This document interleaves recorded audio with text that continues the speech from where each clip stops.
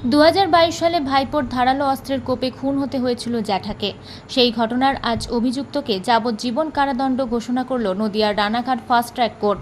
অভিযুক্তের নাম বিজয় সরকার, অমৃত নিরঞ্জন সরকারের ভাইপো। ঘটনার পরে পিতাকে হারানোর যন্ত্রণায় দোষী দৃষ্টান্তমূলক শাস্তির দাবি চেয়ে নদিয়ার শান্তিপুর থানায় লিখিত অভিযোগ দায়ের করেছিল মৃত নিরঞ্জন সরকারের ছেলে অজয় সরকার।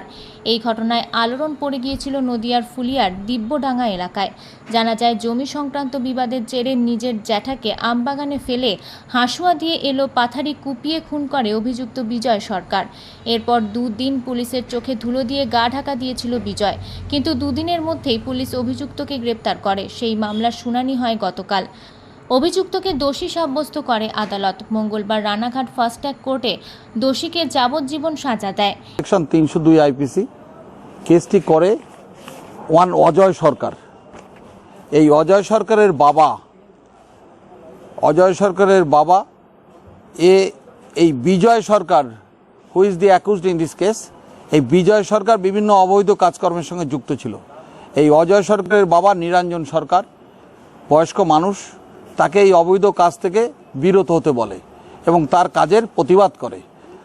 তখন এই বিজয় সরকার ইংরাজি 18/10/2022 12টা 50 মিনিট নাগাদ, অজয় সরকার তখন বাড়িতে ছিল না, অজয় সরকারের স্ত্রী বাড়িতে ছিল। তখন এই বিজয় সরকার একটা হাঁসুয়া নিয়ে গিয়ে এই নিরঞ্জন সরকারকে এলোপাথারি কোপাতে থাকে।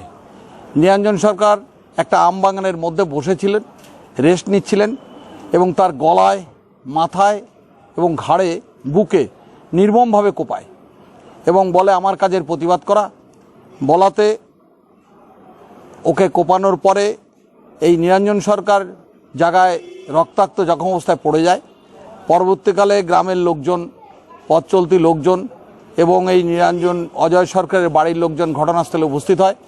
চিৎকার চেঁচামেচিতে তারা ওকে হসপিটালে নিয়ে যায়, শান্তিপুর হসপিটালে, এবং শান্তিপুর হাসপাতালে তার মৃত্যু হয়। একটা নির্মম অমানবিক মৃত্যু। একজন বয়স্ক লোক সমাজে থাকলে, সমাজে যদি কোনো তার রিলেটিভ যদি উশৃঙ্খল আচরণ করে, তাকে বিরত হতে বলে, এটা স্বাভাবিক নিয়মে। কিন্তু তার পরিণতি যে এত মর্মান্তিক এবং নির্মম হতে পারে, নৃশংসভাবে তাকে কুপিয়ে হত্যা করেছে তার অবৈধ কাজের প্রতিবাদ করার জন্যে। সেই কেস আমাদের লার্নেড এফটিসি কোর্টে বিচার হয়েছে। 18/10/2022 কেস খুব দ্রুত নিষ্পত্তি হয়েছে এবং এই কেসে কালকে কোর্ট এই বিজয় সরকারকে দোষী সাব্যস্ত করেছে। আজকে তার সেন্টেন্স হিয়ারিং হয়েছে এবং তাকে যাবজ্জীবন কারাদণ্ডে দণ্ডিত করেছে। এই ঘটনার প্রসঙ্গে রানাঘাট পুলিশ জেলার অতিরিক্ত পুলিশ সুপার লালটু হালদার একটি সাংবাদিক বৈঠক করেন। তিনি বলেন, তৎকালীন সময় কেসের দায়িত্বে যে পুলিশ আধিকারিকরা ছিল তারা নিরলস পরিশ্রম করেছেন, তার জন্যই খুব অল্প সময়ের মধ্যে দোষীর শাস্তি হয়েছে।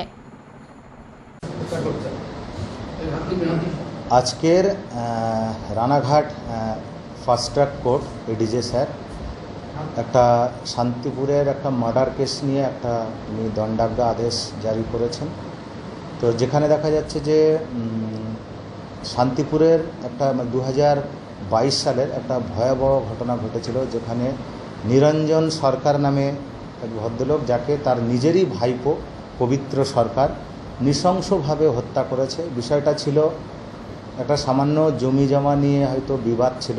অ্যাকচুয়ালি এই অ্যাকিউজড পবিত্র নিরঞ্জন সরকারেরই আর কি কাছেই মানুষ হয়েছে। তো সেক্ষেত্রে একটা জমি নিয়ে একটা বিবাদের কারণকে ইস্যু করে স্থানীয় একটা আমবাগানে যখন সে গরু ছাগল চড়াচ্ছিল, পিছন দিক থেকে সে হাঁসুয়া দিয়ে ব্রুটালিভাবে তাকে মার্ডার করেছে, এলোপাথাড়ি কোপ বসেছে এবং ঘটনাস্থলেই মারা গিয়েছে নিরঞ্জন সরকার।